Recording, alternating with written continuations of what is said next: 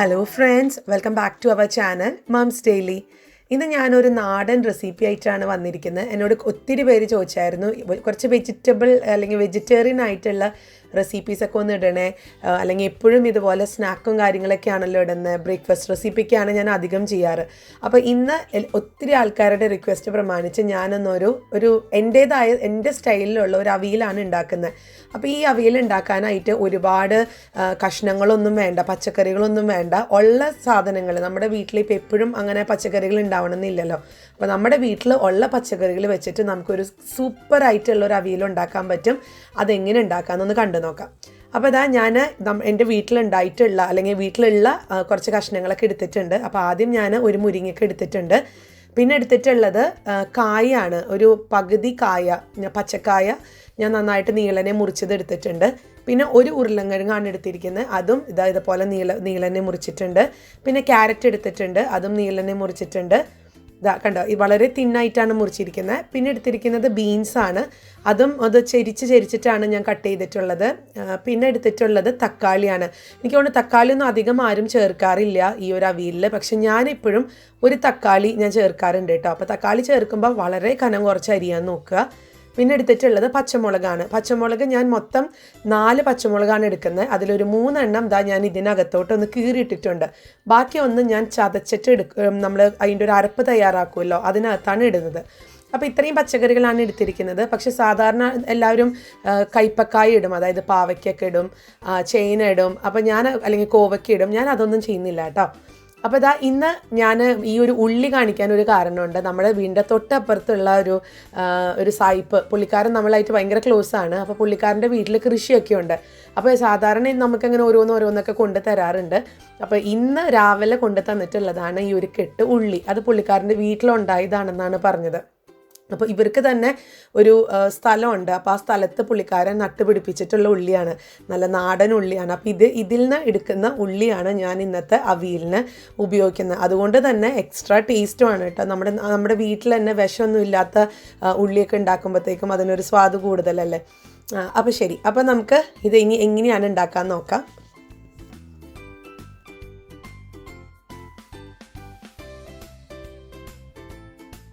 അപ്പോൾ അവിയലുണ്ടാക്കാനായിട്ട് ആദ്യം ഞാനിവിടെ ഒരു മൺചട്ടി എടുത്തിട്ടുണ്ട്.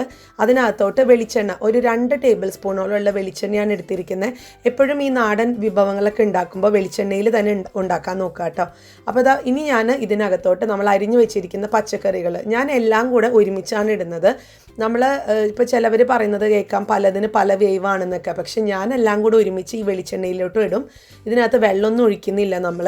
പിന്നെ നമ്മൾ ഇടയ്ക്ക് ഇളക്കിക്കൊണ്ടിരിക്കണം. അതാണ് എല്ലാ ഭാഗങ്ങളും ഒരുപോലെ പച്ചക്കറികൾ വേവാനായിട്ട് സഹായിക്കുക.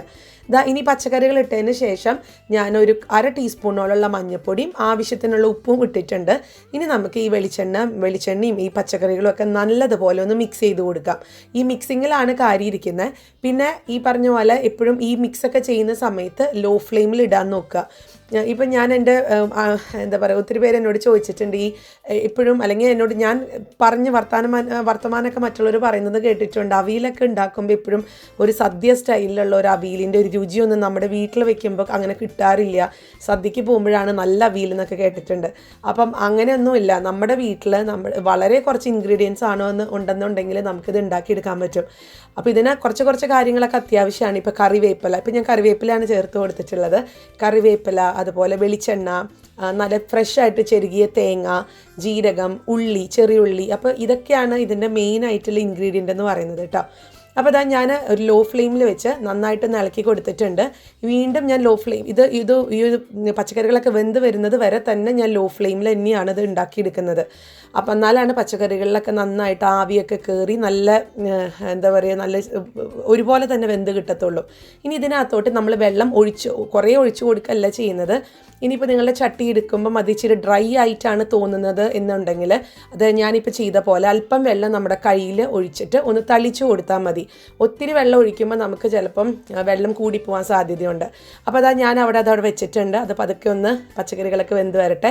ആ നേരം ഞാനൊരു അരപ്പ് തയ്യാറാക്കുന്നുണ്ട്. അപ്പോൾ അതിനായിട്ട് ഞാൻ ഇടികല്ലാണ് എടുത്തിരിക്കുന്നത്. ഇതിനകത്തോട്ട് 1 ടീസ്പൂണോളമുള്ള നല്ല ജീരകം അല്ലെങ്കിൽ ചെറിയ ജീരകമാണ് ഞാൻ എടുത്തിരിക്കുന്നത്. അപ്പോൾ അത് നമുക്ക് നന്നായിട്ട് ഒന്ന് ചതച്ചെടുത്തിട്ട് വരാം. അപ്പോൾ ഇതൊക്കെ ഞാൻ മിക്സി ഈ ഒരു അവിയലിന് ഉപയോഗിക്കുന്നേ ഇല്ല കേട്ടോ. അപ്പോൾ ഇതുപോലെ ചതച്ചെടുത്ത് വന്നിട്ടുണ്ട്. ഇനി അപ്പോൾ അകത്തോട്ട് തന്നെയാണ് ഞാൻ അടുത്തത് ചെറിയുള്ളി ചേർക്കുന്നത്, അല്ലെങ്കിൽ കുഞ്ഞുള്ളി എന്നൊക്കെ പറയില്ലേ, അത് ഞാനൊരു 6 എണ്ണം ഞാൻ ചേർത്ത് കൊടുക്കുന്നുണ്ട്. അതും നമുക്ക് ഇതുപോലെ നല്ലതുപോലെ ഒന്ന് ചതച്ചെടുത്തിട്ട് വരാം. അപ്പോൾ ഇതാ ഉള്ളിയും ചതച്ചെടുത്ത് വന്നിട്ടുണ്ട്. ഇനി ഇതിനകത്തോട്ട് ഞാൻ പച്ചമുളകാണ് ചേർത്ത് കൊടുക്കുന്നത്. ഞാൻ ഒരു പച്ചമുളക്, അപ്പം മൊത്തം 4 പച്ചമുളകാണ് എടുത്തിട്ടുള്ളത്. അപ്പോൾ നിങ്ങളുടെ എരിവിനനുസരിച്ചൊക്കെ ചേർക്കാം. അപ്പോൾ പച്ചമുളകും ചതച്ചെടുത്ത് വന്നിട്ടുണ്ട്. അപ്പോൾ ഇതാണ് നമ്മുടെ ഒരു എന്താ പറയുക, കൂട്ടെന്ന് പറയുന്നത്. ഇനി ഇതാണ് നമ്മൾ തേങ്ങയ്ക്കകത്തോട്ടൊന്ന് ഇടുന്നത് കേട്ടോ. അപ്പോൾ ഞാനൊരു ബൗൾ എടുത്തിട്ട് വരാം. ഇതിനകത്തോട്ട് ഞാൻ ഏകദേശം 1 കപ്പോളം ഉള്ള തേങ്ങയാണ് എടുത്തിരിക്കുന്നത്. തേങ്ങയൊക്കെ എടുക്കുമ്പം എപ്പോഴും നല്ല ഫ്രഷ് ആയിട്ടുള്ള തേങ്ങ അന്നേരം ഒന്ന് ചെരുകിയിട്ട് എടുക്കാൻ നോക്കുക. പിന്നെ നമ്മൾ കൈ കൊണ്ടാണ് ഞാനത് ഞെരടുന്നത് കേട്ടോ. സാധാരണ നമ്മൾ മിക്സിയിലൊന്ന് ചതച്ചെടുക്കുകയാണ് ചെയ്യുക. ഞാൻ അങ്ങനെയും ചെയ്യാറുണ്ട്. പക്ഷെ അതിനേക്കാളും ഒക്കെ ഒരു 100 മടങ്ങ് സ്വാദാണ് നമ്മൾ കൈ കൊണ്ട് ഞെരടിയിട്ടുണ്ടാക്കുന്ന ഈ ഒരു കൂട്ട് അല്ലെങ്കിൽ അരപ്പെന്ന് പറയുന്നത്. അപ്പോൾ ഇതാ ഇതൊന്ന് ഇട്ട് കൊടുക്കുന്നുണ്ട്. അപ്പോൾ ഇതാ ഈ തേങ്ങയുടെ കൂട്ടിനകത്തോട്ട് നമ്മൾ നേരത്തെ ഇടിച്ചു വെച്ചിരിക്കുന്ന ഉള്ളി, പച്ചമുളക്, ജീരകം അതും കൂടെ നമ്മൾ ചേർത്ത് കൊടുക്കുന്നുണ്ട്. എന്നിട്ട് നമ്മളത് കൈകൊണ്ടൊന്ന് ഞെരടി എടുക്കുകയാണ് ചെയ്യുന്നത്. അപ്പോൾ ഇനിയിപ്പോൾ മിക്സി വേണം, ഇപ്പോൾ ആർക്കും ഇപ്പോൾ അങ്ങനെ സമയമില്ലാത്തവരാണ്. അപ്പോൾ അങ്ങനെയുള്ളവർക്കൊക്കെ നമുക്ക് മിക്സിയിലാണ് ഉപയോഗിക്കുന്നത് ഉണ്ടെങ്കിൽ ചെറുതായിട്ടൊന്ന് അടിച്ചെടുത്താൽ മാത്രം മതിയാവും കേട്ടോ. ഞാനിതിനകത്തോട്ട് ഒരു 1/2 ടീസ്പൂണും കൂടെ മഞ്ഞൾപ്പൊടി ചേർത്ത് കൊടുക്കുന്നുണ്ട്. ഒപ്പം കറിവേപ്പിലയും. ഇപ്പം ഞാനെടുത്തിരിക്കുന്ന കറിവേപ്പിലയ്ക്ക് അല്പം ക്ഷീണമാണ്. കാരണം നമുക്കിവിടെ അങ്ങനെ ഫ്രഷ് ആയിട്ട് കറിവേപ്പിലൊക്കെ അങ്ങനെ കിട്ടാനൊക്കെ ഇച്ചിരി ബുദ്ധിമുട്ടാണ്. ഇനി കിട്ടിയാൽ തന്നെ ഭയങ്കര പൈസയാണ്. അപ്പോൾ അതുകൊണ്ട് നമ്മൾ വളരെ സൂക്ഷിച്ചാണ് കറിവേപ്പില ഉപയോഗിക്കുന്നത്. അപ്പോൾ ഇതാ കറിവേപ്പില ഇട്ടിട്ടുണ്ട്. പിന്നെ ഇപ്പം ഞാൻ ചേർത്തിട്ടുള്ളത് 1 ടീസ്പൂണോളമുള്ള വെളിച്ചെണ്ണ, നല്ല നാടൻ വെളിച്ചെണ്ണ ഒഴിച്ചു കൊടുത്തിട്ടുണ്ട്. ഇനി നമുക്കിതെല്ലാം കൂടെ നമ്മുടെ കൈ വെച്ചിട്ട് നന്നായിട്ടൊന്ന് ഞെരടി കൊടുക്കാം. അത് ഞെരടി അതിൽ നിന്ന് ആ ഒരു തേങ്ങയിൽ നിന്ന് പാലൊന്നും വരുത്തേണ്ട കാര്യമില്ല. വളരെ സോഫ്റ്റായിട്ട് നമുക്കിതൊന്ന് ഞെരടി കൊടുത്തിട്ട് വരാം.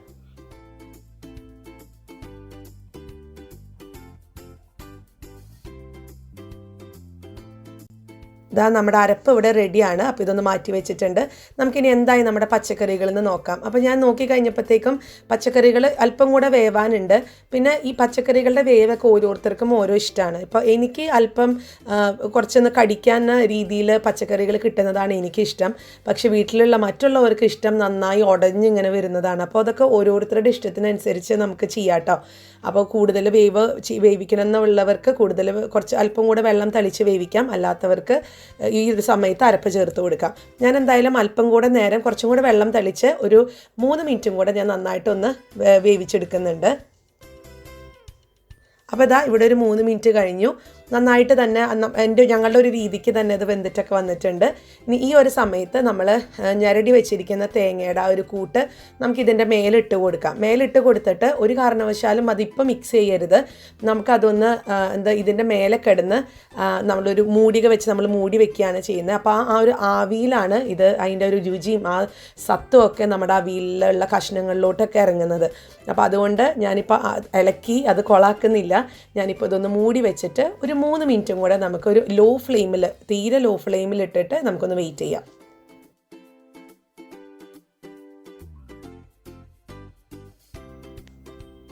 അപ്പോൾ ഇവിടെ ഒരു 3 മിനിറ്റ് കഴിഞ്ഞു. ഞാൻ തുറന്ന് നോക്കാൻ കേട്ടോ. കണ്ടോ, നല്ല മണവും ഒരു പ്രത്യേക സ്മെല്ലാണ് അടുക്കള മുഴുവൻ.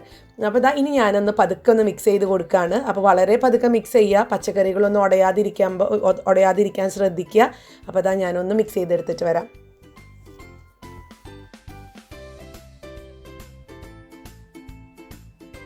ഞാനൊന്ന് ടേസ്റ്റ് ചെയ്ത് നോക്കിയപ്പോൾ ഉപ്പ് ഇച്ചിരി കുറവ് പോലെ എനിക്ക് തോന്നി. അപ്പോൾ അതുകൊണ്ട് ഞാൻ അല്പം കൂടെ ഉപ്പ് ഇതിനകത്ത് ചേർത്ത് കൊടുക്കുന്നുണ്ട്.